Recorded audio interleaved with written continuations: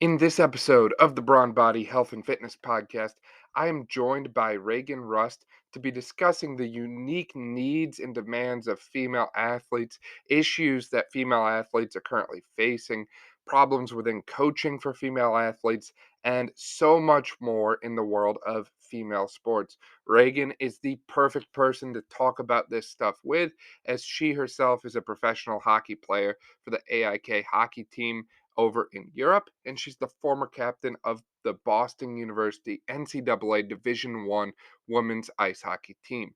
Reagan also hosts the Unpaved Path podcast, and she's the founder of Female Athlete Society, which is an organization that puts community and networking on the forefront of its mission, allowing its members to reach out to other female athletes and provide a necessary support system focused on areas such as nutrition, mental health, recruitment, and building connections.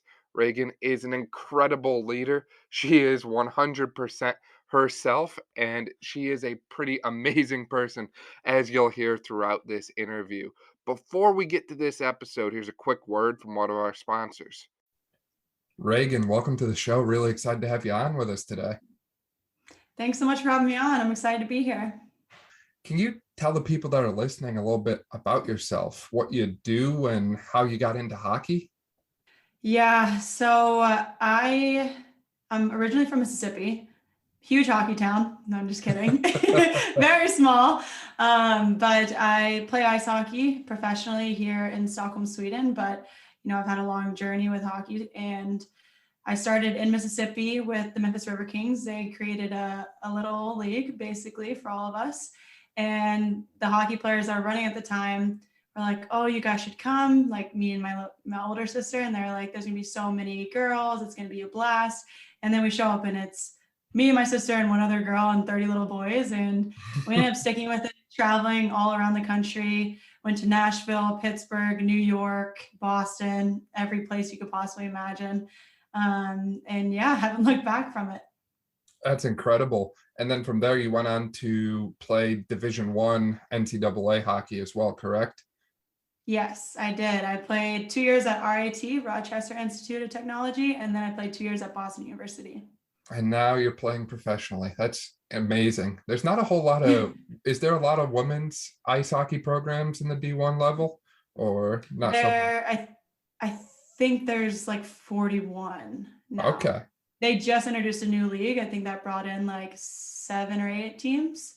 Wow. So, yeah. And then professionally, did they kind of make you go to Europe to play professional, or is there a professional women's league in the United States?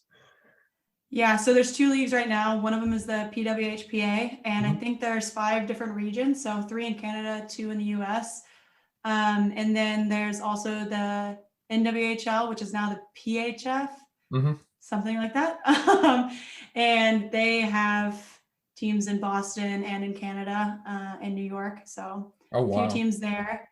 And then a lot of it is overseas if you really want to play and just like make that your full-time thing if you're from the US. Yeah, no, that makes sense. I mean, I spent 8 weeks this past summer in Arizona, and 120 degree sunshine weather doesn't really spell hockey season, at least to me. Yeah. Speaking of like just in general going from one place to the next, I'm from northeastern PA, so it was a big transition for me going to Arizona. What's it been like for you going from southern United States to northern United States and now all the way over to Europe? What's that transition been like? All of them have been different, like I always thought, because I went to 5 different high schools, and so I thought like, oh, I'm really good with change, I can handle it. Then I went to college, which was easy because like, when you're a freshman, there's like this whole novelty around like, oh, freshman year is the best year of your life, all that stuff. And then when I transferred to Boston University, that was really tough on me, mentally, physically, all of that, because of some like PTSD and depression that I was going through while I was there. And then now that I've made it through all of that and I'm here in Sweden, this has been one of the easiest transitions I've ever had. And I think it helps that I have a really good team here. Definitely. It definitely helps to have people that are similar mindset around you and have had similar past experiences. And I know you wanted to talk a lot about one of your specific past experiences. You mentioned that you did 2 years of college in Rochester and then transferred to Boston for 2 years. Now, Mhm. correct me if I'm wrong, but there was something that led you to transfer from Rochester to Boston. Is that correct? Yeah. At the time, like I didn't want to admit it because I didn't want people to look at me differently. But now that like I've made it through it, I'm like coming to terms with how abusive my coach was when I was there. Mhm. Mainly like mentally and emotionally he was towards us, but like he created a really bad culture where it made it not fun to go to the rink. Anytime I went into the office with him, I left crying. He said some really mean things to me, and like he said that like we could be open and honest with him about like what we were dealing with. And so I told him about like my depression and how I'm not close to my family and all the stuff that really bothered me deep down. And he ended up throwing a lot of that stuff back into my face in like those private meetings. And that like hurt me a lot. And then just like the way that he treated people that cared. Like I was one of those players that showed up to the rink, was on the ice 30 minutes early, on the ice 30 minutes after practice. And he just treated me like he didn't care about me at all, even though like I was trying to help the team get better. Or he would tell me that I was a selfish player, I had a bad attitude, but you know, when I talked to the captains on the team or like my friends on the team, they're like, we don't see you that way whatsoever. And I was like, oh, okay, so I'm not making this stuff up, but it was a Right. big battle. Right. So you had a lot of past things that you were trying to work through, and hockey was kind of your, it seems like your outlet, your escape, and you were willing to Mhm. put in the extra time, the extra effort it took to be, a great hockey player, and you just didn't get the respect and understanding that you really needed at the time from your coach. Yeah. And that's really difficult because a lot of athletes I've talked with, they really look up to their coach. A lot of coaches are former players Mhm. themselves. So they often look to a coach as someone who's going to understand what it's like to be in their shoes. And I can imagine that would really hurt when you have a coach who just doesn't get it, or, they just, like you said, they don't give you the time of day. You're there and you think that you have a mutual understanding between them, but Mhm. instead you're just kind of disrespected, for lack of a better way to put it. Yeah, 100%. Now, that's not a unique problem to one specific sport, one specific gender. This is something that really plagues a lot of sports across the world, from the Mhm. youth level to the collegiate level to even the professional level. As we're recording this, just a few days ago in the NFL, the Jaguars head coach Urban Meyer was fired after Mhm. the kicker was reporting that Urban Meyer was kicking him, or something like that. I didn't read the full Yeah. story, but it's just crazy how this issue of toxicity in the leadership of a team is so widespread. Any idea why Mhm. that is, or have you heard any similar stories that really stuck out to you just in interacting and engaging with your teammates and other athletes? Yes, I've heard so many stories since I think you saw the TikTok. Since I put out that TikTok, so many people have reached out to me saying how they lost the love of their love for the game because of a coach, the way they treated him, like they didn't see him as people. I saw a story on my Instagram. It was about I don't want to get this wrong, but I think it was National Wheelchair Basketball, the women's team. And they did well in the Olympics, the Paralympics, but that coach was like abusing them mentally, and they reported it, nothing happened. And then just recently they named him the head coach again. And there was like an uproar from the players and like everyone else that knew about the association. And I was like, how do these people just keep getting put in these high positions with all this power when they're not good people? So Yeah, yeah, it's been very frustrating. something seems amiss there, especially when there's so many complaints against them. Something doesn't Mhm. add up there.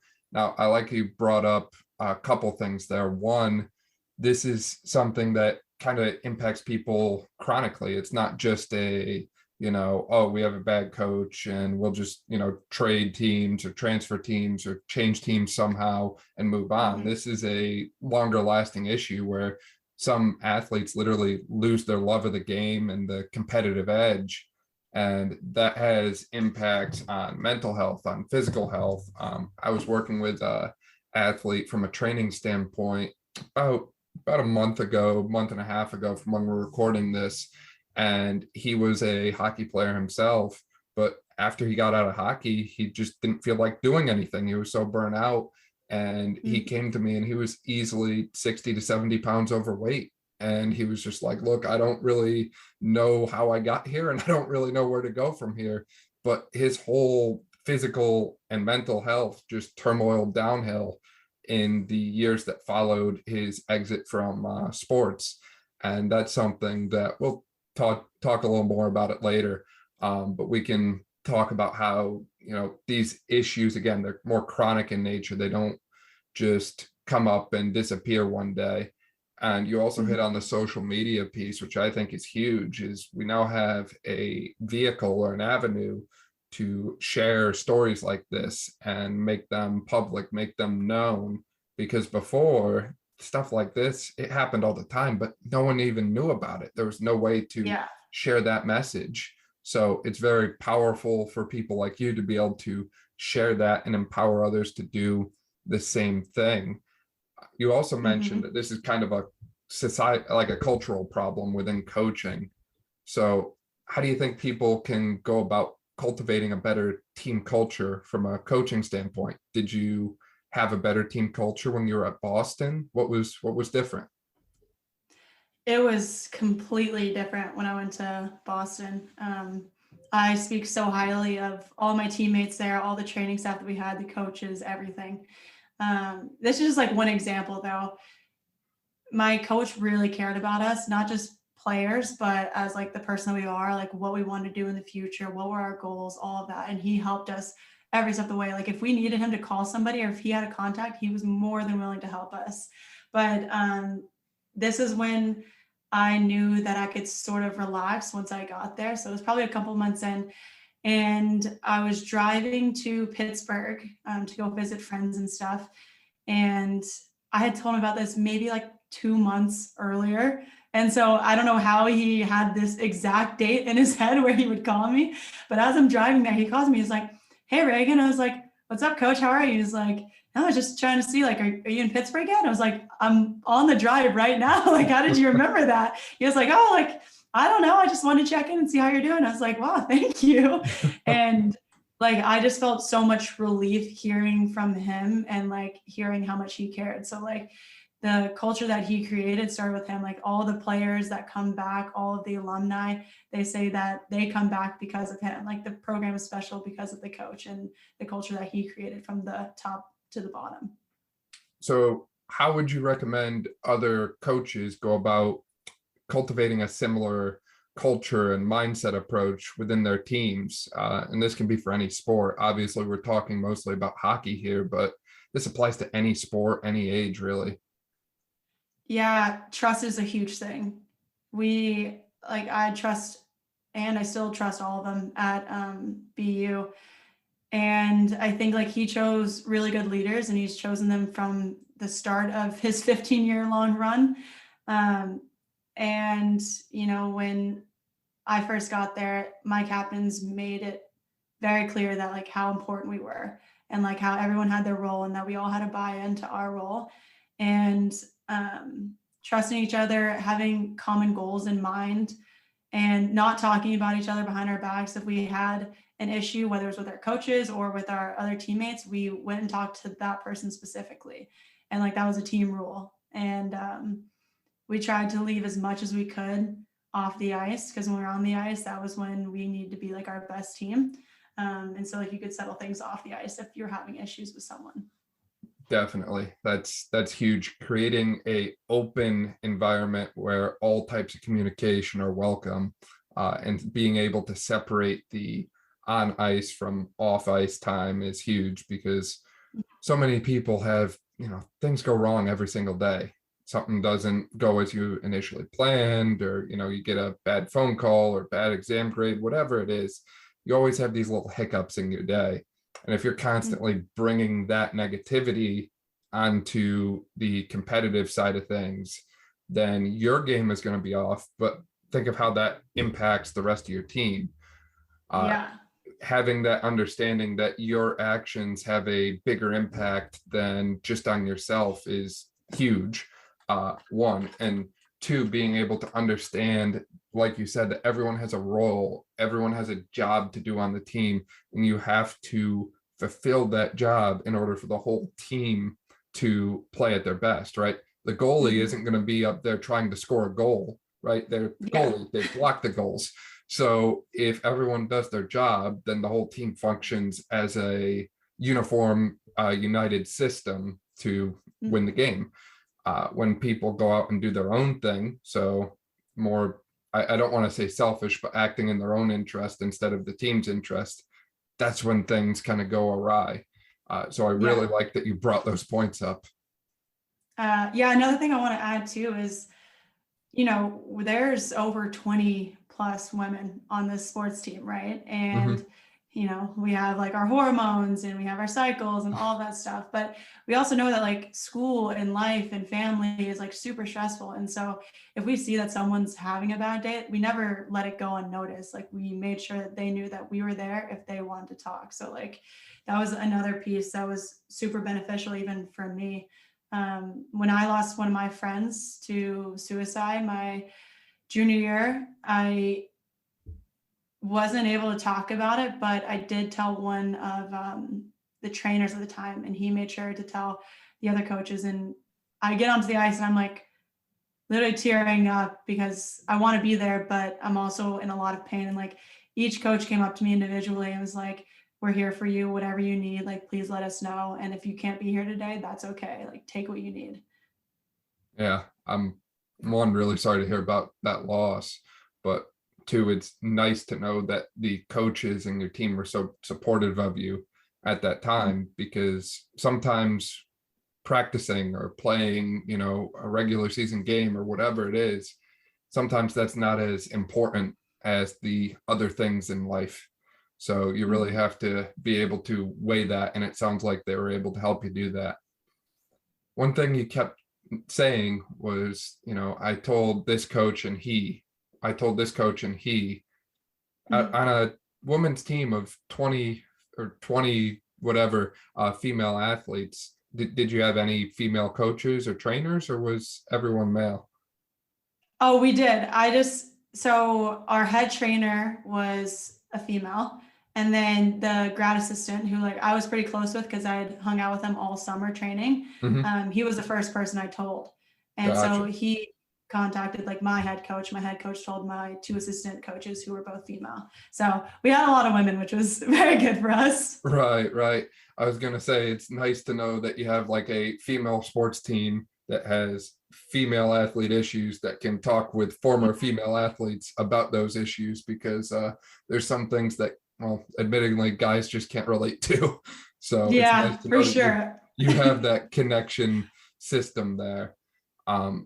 I'm curious too, while we're on that point, did they talk to you at all about any of the different kind of health and fitness things that we see in female athletes? So for example, ACL tears are 20 to 30% more likely to occur in the first 2 days of a female's cycle. Have they discussed any of that with you from like the training standpoint at all? That's news to me now. I had no idea. Yeah, that's been something I've often thought of, is we have female sports, we have male sports, and we have no issue telling guys in general about, the benefits of testosterone and different things along those lines, but we never really go on to the injury prevention side from the female perspective, from the female side of things, because there's so much of a role that estrogen and other physiological processes, I'll call them, play in the development of injuries. And it always kind of perplexed me as to why this wasn't, discussed with female athletes or the female athlete triad. So things like malnutrition and lack of sleep and under eating and all these different things that can impact your performance, but also your longevity and overall long-term health. So that's something too that I'm hoping becomes a more common discussion in female athletes and female sports teams moving forward. Yeah, for sure. Because I think I learned about that at the beginning of this year, that that was a thing. And I was like, why did no one tell me about that? So like the days that I'm feeling like crap, it's probably because of like my cycle. And like when I feel like I can't lift as much or I'm lifting a lot more than I usually do. And I was like, oh, well, that now it makes sense. Like it's all having to do with my cycle and how I perform and how I sleep. So I'm with you on that. They need to teach that. Right. And they're awkward conversations to have, but at the Mhm. end of the day, you kind of have to cross that line at some point. This is people's health we're talking about. And as long as everyone is polite and respectful about that sort of thing and you're acting in everyone's best interest, then hey, you got to do what you got to do.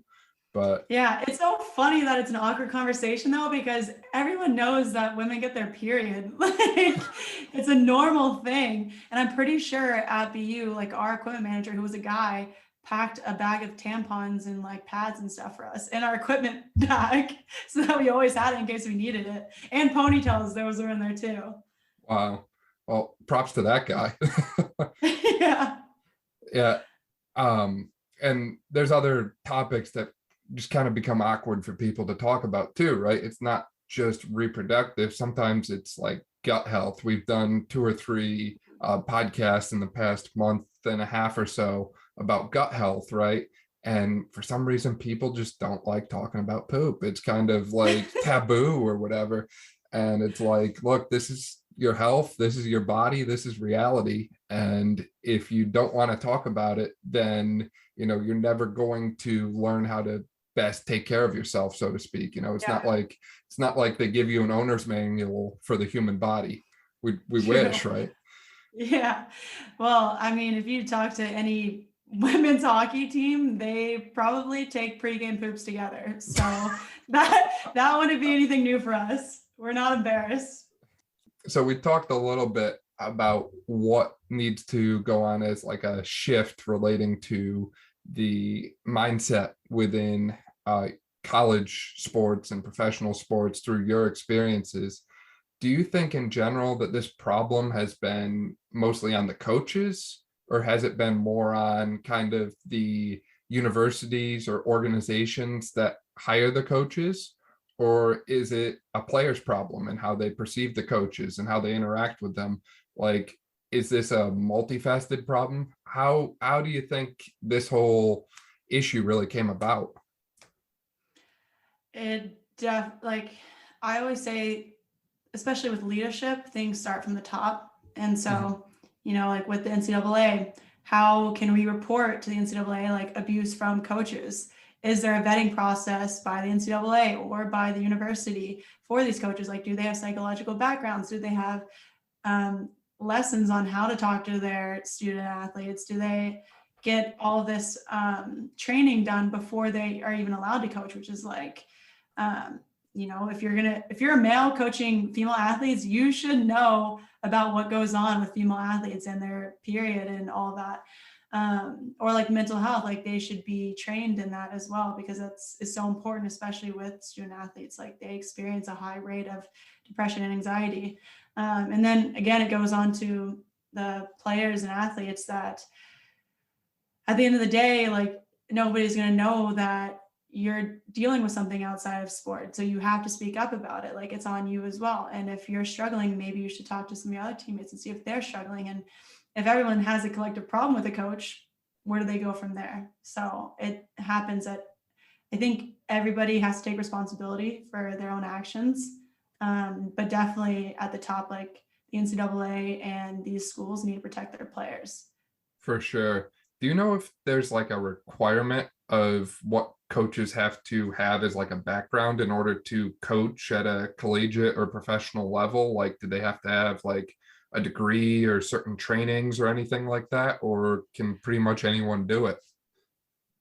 I feel like I'm not positive, but I'm pretty sure anyone can do it as long as like they've had some type of hockey background, some type of hockey coaching. But like for me right now, I'm getting USA Hockey certified. So I just got USA Hockey certified #1, and this is to work with just 14U kids. And so like I'm going through these different trainings, and I have like a police background check, all that stuff. So I'm pretty sure they have to have at least that, but that should be the bare minimum. Like they should have way more than just what a 14U coach should have. Yeah, for sure. It's interesting to me how we make it easy for people to get into coaching, and yet there's like we just said, an overall lack of training that goes into that. So I remember growing up playing travel soccer, and we traveled all throughout PA and New York State and that sort of thing. Our coach, I don't believe, was CPR certified. I don't believe that he had ever really played soccer before himself, and he didn't have any formal like training or anything like that, but he was coach. So practices consisted mostly of scrimmaging one another, and in the high school when I played varsity, it was pretty much conditioning. There wasn't a whole lot of skilled practice, at least for some of the time I played high school. There was a little coaching shift at one point, but most of the practice was conditioning. And the whole thought then was if you were in better shape than the other team, then you would win the game. And it's like, we're not actually teaching anyone the fundamentals of the sport, though. No one's learning any skills here. All we're doing is working out and calling ourselves soccer players. So it's always kind of been a mystery to me as to how certain people end up where they are coaching the teams that they are, when it seems, at least from an outsider perspective, that they don't have a whole lot of knowledge about the sport. And perhaps I'm wrong about that, and perhaps I'm judging some individuals incorrectly. It wouldn't be the first time that's happened, but that's just my perception of it, and you seem to have a pretty similar view, at least in some cases. Yeah, now I work with a lot of different female athletes, and the things that they say about their coaches and not believing in their coaches is unreal. Like the qualifications are not there. It's like sometimes for youth, just anyone's dad can coach, even if they have never played before, they just get certified. And like in my certification group, there was about 70 of us, and I'd say half of them were like, I've never played hockey, but I'm coaching now. I'm like, oh God, like you're the one that's coaching our youth. Like good for you for like wanting to be there for your kids, but we need people that actually know what's going on. So at least they are trying to learn, which is the good thing. But like even my friends in the D1 level, they in every sport have said that, oh, I've had a crazy coach. I've had a coach that had no idea what they were talking about. Like not just women, but also men's coaches. So right, we can't get away from it. right. I will give those ones that you were in the course with big credit, though, because they're at least seeking out additional knowledge and insight where they didn't have it before. So do you think that would be a way to remedy the problem, is just put in requirements where if you want to coach, you have to take like a basic certification course, so to speak? Yeah, especially for like youth kids, you need to know like what their body needs. You need to know what type of training. So like for USA Hockey, they break it down for you, like what percentage should be skills, what percentage should be training and conditioning, what percentage should be systems. So like learning actually what hockey is and like the systems and how to break it down and everything. And it's different for every age level. So I highly recommend that, especially at the youth level. But for college, I feel like there should be way more in place because it's a paid position. Like that's your full-time job. You need to be good. Yeah. And you need to understand the long-term implications of whatever actions you're taking. So I'll use a baseball example here. I'll try and mix it up between some different sports. So with baseball, one of the most famous positions is the pitcher, right? You can't win a game unless you have someone decent throwing the ball. Well, pitchers are always throwing on one arm. So they're using one arm over and over and over again. And over time, that actually causes structural changes in the shoulder. So their shoulder joint externally rotates more than the other shoulder. So it moves in ways the other one doesn't. And while that's really advantageous for pitching, that's really not good for pretty much anything else that you would do in life. So from a exercise and fitness perspective, we would see issues with people who have more motion on one side than the other with movements like a bench press or overhead press or any kind of pressing or pulling movement with their upper body. But the thing is that applies more to just life than exercise, right? How often do people have to reach up overhead for stuff or lift things up overhead? So if we're wearing, or hold their kids. yeah, and now we're wearing down one joint more than the other, that would be something that, at least if I was a coach, I'm not, but I would at least have that conversation with players like, look, what is your goal? We can do as much as we can to make you, high performer right now, but just realize that every action has a consequence. And, if we have you pitching hard, throwing hard over and over and over again, eventually you will see adaptive changes in the shoulder that will, impact your ability to do certain things later on in life. And if people are informed and okay with that, then proceed as you normally would. But if people are like, what, actually, I kind of get a little uneasy about that, then at least you've made them aware before you've gone and caused permanent changes to their body, because you can really only mold and shape bone through repetitive stresses like throwing. And it's kind of hard to undo them once they're done. Yeah. And other shifts that need to be made. So we talked a little bit about the team approach. We talked a little bit about the coaching approach, and we talked a little bit about the possibility of requiring like a base certification or a base, just some form of education for coaches, especially if they're in a professional or collegiate environment where they're actually getting paid quite well to coach. Do you see any other kind of more cultural shifts that need to be made in the way of sports? Is there any issues that, the way society views female sports that kind of play into how maybe how a college would view the program, or how you as athletes would go about in the program? Is there any other like bigger picture things that you can think of? The topic of mental health, I think, needs to be spoken about way more than it is currently. I know, at BU, we would have a couple conversations like at the beginning, like, here's your resources, this is student health services. We would have a speaker come in, talk to the entire like student athlete body.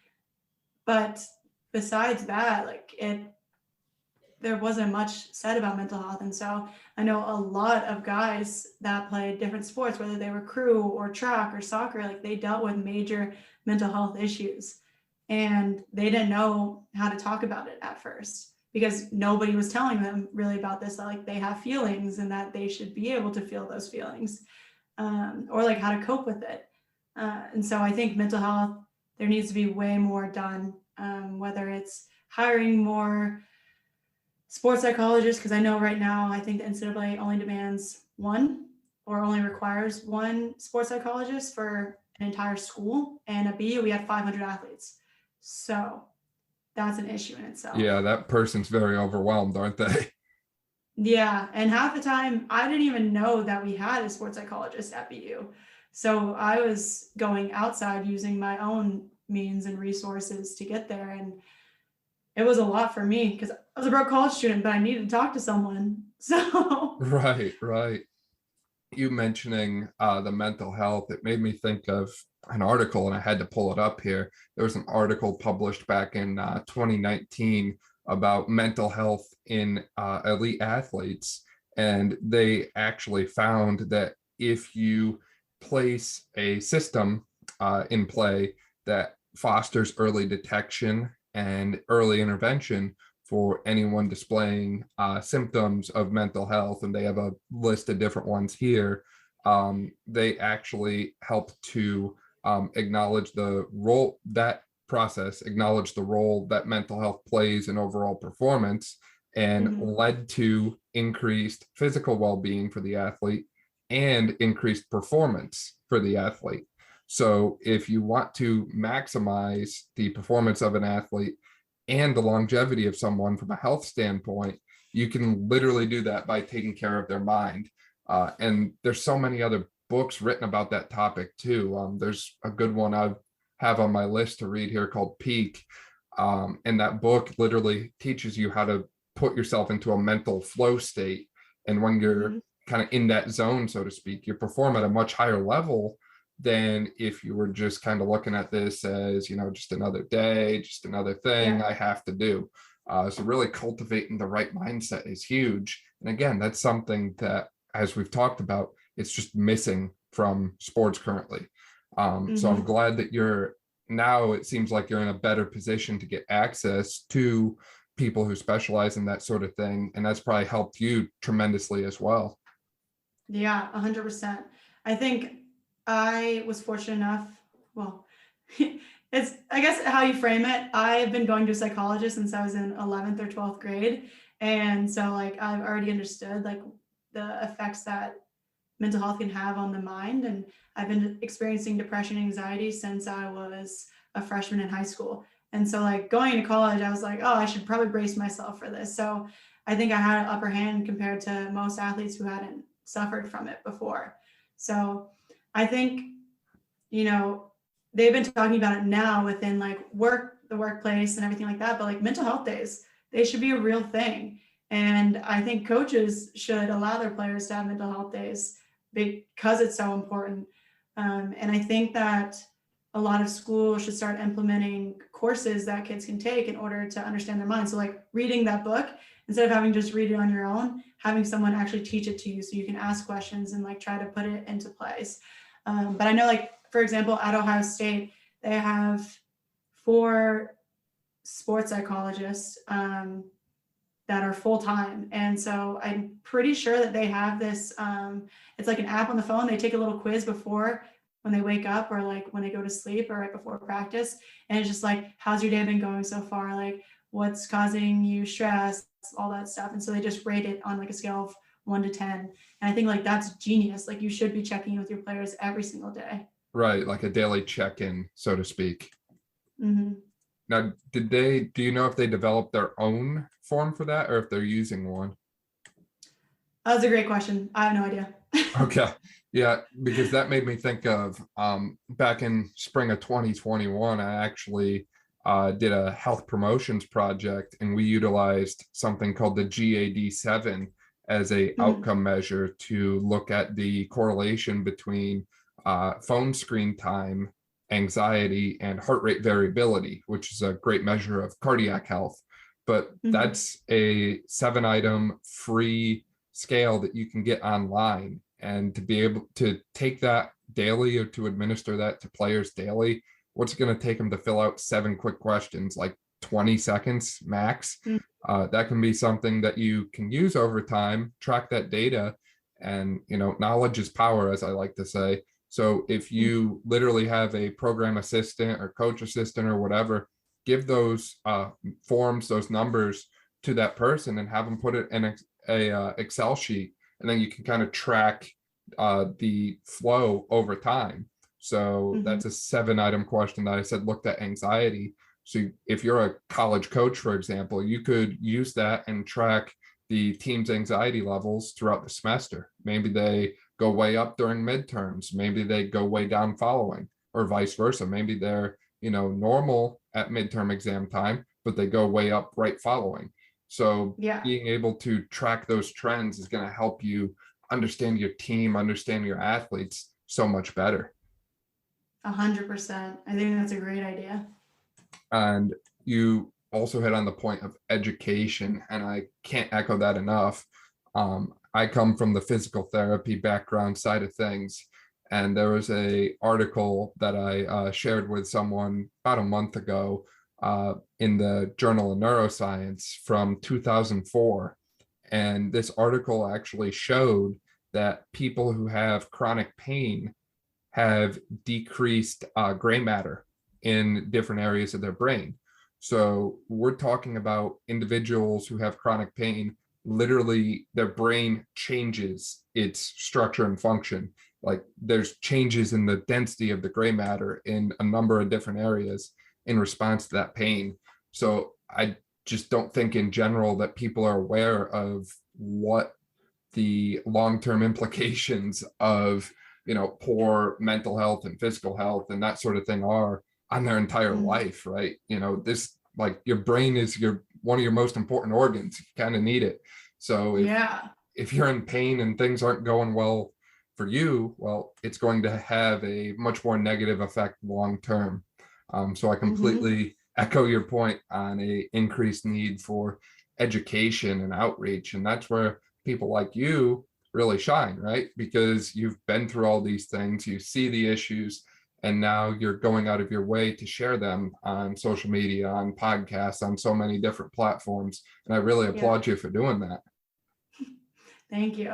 Yeah, So it's really tough. Like, oh, sorry. no, you're good. Keep going. So like going towards like how your brain changes and everything, a lot of people forget that, well, when you're depressed, obviously you're really tired as well. And so like as a student athlete, that affects you so much. And then even when I was really depressed in my time, like I would forget a lot of stuff, especially like if people told me like something important about their lives, like I wouldn't even remember that they told me that stuff. And I always would feel so bad, but I was like, I literally, like, I can't remember it. I'm sorry. Like, can you tell me again? Right. So And that kind of creates a downward spiral, a little snowball effect from there, right? Because then you go into the classroom because you're yeah, in college, you still have to take classes and do well enough to play and all. And now you have to, if you're not remembering stuff from the lecture, now you have to study it more. And that's more yeah. time that you're putting into classes. And you have the crazy travel schedule, which I'm sure that was super fun for you to try and juggle, right? Yeah, it was actually less traveling at BU, so that was nice, but still a lot of moving, a lot of practice. Yeah, I'm the kind of guy that I'm cranky if I get to bed half an hour later than normal.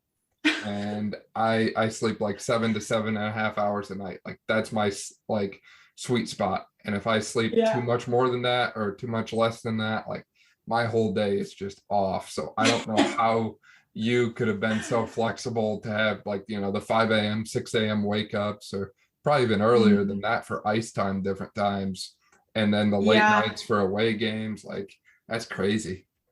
Yeah. I mean, even my summer times were packed because when I transferred to BU, like I lost a lot of credit from courses I'd taken. So I had to retake accounting and I had to retake statistics, all that stuff. And I think my busiest summer ever was I would wake up at 5 a.m. I would be on the ice doing whatever drills they had me do at like 5:45, finish my workout by 7:30, get ready, go to my internship, which was a 9 to 5 at like a corporate TJX companies, if you ever heard of it, like TJ Maxx Marshalls. And then from at 5 p.m. I had to be out because I had to make my class. I was at 6, so I had to drive back into Boston, and I was from like 6 to 9:30 was my class. Busiest summer ever. I never want to do it again. I was going to say that sounds absolutely wild. Wow. Yeah. I'm thankful to not have had a summer quite like that, but that's that's insane. And I'm sure you had a whole lot of fun trying to get back into Boston with that city traffic, huh? I was late to class every day, but hey, I passed, so that's all that matters. It worked for you. I've heard Yeah, Boston drivers aren't that good. Is that true? yeah, they're terrible. They call them massholes. That's the term for them. Wow. Well, we've said a lot of bad things about coaching in different states of athletics right now. And, we've offered a lot of terms for improvement, but trying to end on a little bit more of a positive note, have you noticed any good things that are being done currently in the realm of athletics and sports? Yes, athletes speaking up has been so much higher in the past couple of years, especially over the pandemic, where they're talking about their mental health. So like Simone Biles, or I think, who is the football player? Dan Hirth, is that the name? Might be wrong, but it's okay. And then there's the goalie for the Vegas Golden Knights and there's NBA stars, and it's just like everyone's finally starting to speak up about what they deal with. And I think even the NFL recently, I think the NFL players were pushing for mental health initiatives because of like all the CTE that goes on and everything. So I think the trend for mental health is becoming popular, and I'm super grateful for that more people are speaking up about it. Definitely. Now, do you think the pandemic acted as like a catalyst for that, or do you think this was something that was going to happen regardless?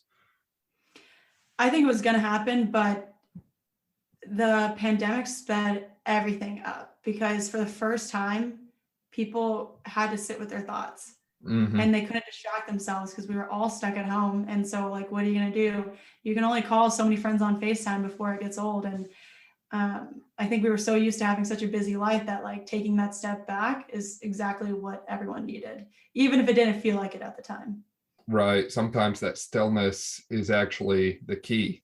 And you brought up a lot of different, higher level athletes and performers who have started discussing mental health problems. And it kind of leads us to a questioning of, what is the future of sports going to look like from a athletic training and preparation and competitive standpoint, because these things do take a toll on your body mentally and physically.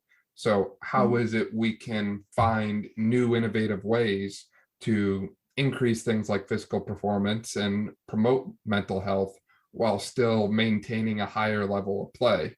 And I think a lot of places are doing it well. I don't know exactly what they're doing, but we look at some of the statistics of, current athletes, and they're breaking records that, people never thought were possible, right? So Tom Brady's in the NFL and he's playing into his mid 40s. Steph Curry broke the record for most 3-pointers not too long ago in the NBA, and he's still got most of his career left. So athletes are getting better and better. I don't know the exact systems that, went into making Tom Brady or making Steph Curry myself, because I've not worked with them personally. Anyways, but it's just interesting to me how there's clearly some kind of shift going on, and we're starting to see more and more people break those old records and use a newer approach, a newer style. It's just a matter of what that newer style is. Yeah. I mean, I think it helps, especially with those professional athletes who make millions every year. They have the time to focus on recovery and pay people hundreds of thousands of dollars to help them recover. So that definitely helps for sure. I think. You mean you don't make millions a year? Yeah. I think it's definitely a lot harder for female athletes, especially like, I have a lot of friends in hockey and a lot of friends in soccer that had to work full-time jobs. I even had to work a full-time job my first year professionally. And so it's really tough because we want to put out the best performance, but we don't have that time to recover or get that workout in or get extra ice time and work on skills. So, the guys, not that they have it easier because their sport's just as difficult, but they do have the means to support the recovery that they need. Is that common amongst other female sports as well, do you know, or is it mostly just hockey? Yeah, a lot of my soccer friends, lacrosse doesn't make that much money either. Basketball gets paid a little bit more because of the WNBA, but at the end of the day, it all depends, and a lot of girls have to have jobs on top of it. Right. Now, do you think that's another thing that the pandemic helped with, because you could at least work from home or work, a little bit more on your own schedule instead of regimented, have to be here at this point, have to go there at that point, that sort of thing? Yeah, definitely. Because when the pandemic first started, I was still working my corporate job, and I was able to train like at lunchtime, or I would finish because I was in California at the time. So I'd work to get in whatever workout I needed. I could eat, make food at home. Whenever I was hungry, I could actually go eat, which was so nice. Versus like when you're in the office, like you kind of just have to hold out and be like, oh, I'll be home soon, Yeah, for sure. What was the go-to snack during the pandemic? I would, this is just the worst snack possible, but I would make nachos in the microwave. So easy, 30 seconds, put some chips and some cheese, and that's all I needed. I highly anticipate this becoming a TikTok cooking trend here. Your microwave nachos, and yeah, just a quick, easy thing. I like it. Mm.